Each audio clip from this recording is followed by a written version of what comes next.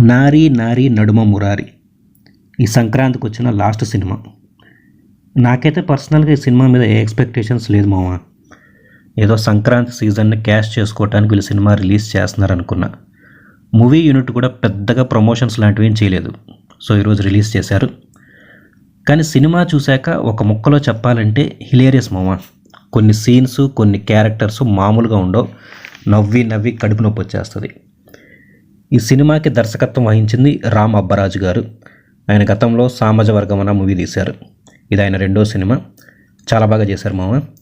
ఇలాగే ఆయన ఫ్యూచర్లో కూడా మంచి మంచి సినిమాలు తీయాలని, మనల్ని బాగా నవ్వించాలని కోరుకుంటున్నా. ఇంకా యాక్టర్స్ అందరూ బాగా నవ్వించారు.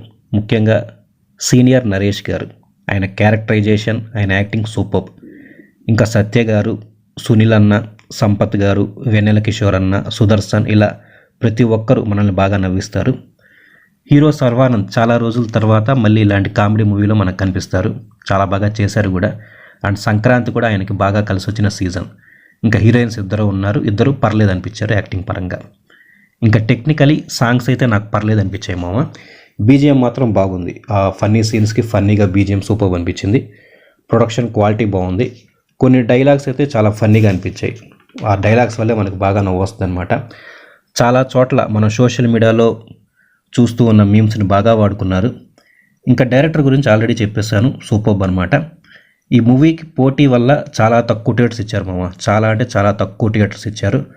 సో కలెక్షన్స్ ఎలా ఉంటాయో మరి చూడాలి. మీరు ఒక మంచి సినిమా చూడాలి, ఫన్ మూవీ చూడాలి, బాగా నవ్వుకోవాలని ఫిక్స్ అయితే ఖచ్చితంగా ఈ సినిమాకి వెళ్ళిపోవచ్చు. అండ్ ఈ సినిమాకి పెద్ద ప్లస్ ఏంటంటే నార్మల్ టికెట్ రేట్స్. సో 145 అలా ఉందన్నమాట తిరుపతిలో. సో మీకు ఎలా ఉంటుందో నాకు ఎగ్జాక్ట్ తెలియదు. సో నార్మల్ టికెట్ రేట్స్కి ఏ హైకులు లేకుండా ఈ సినిమాని మనం చూసేయచ్చు. సో టికెట్స్ బుక్ చేసుకోండి, బాగా నవ్వుకోండి. అండ్ ఫైనల్గా హ్యాపీ సంక్రాంతి మావా.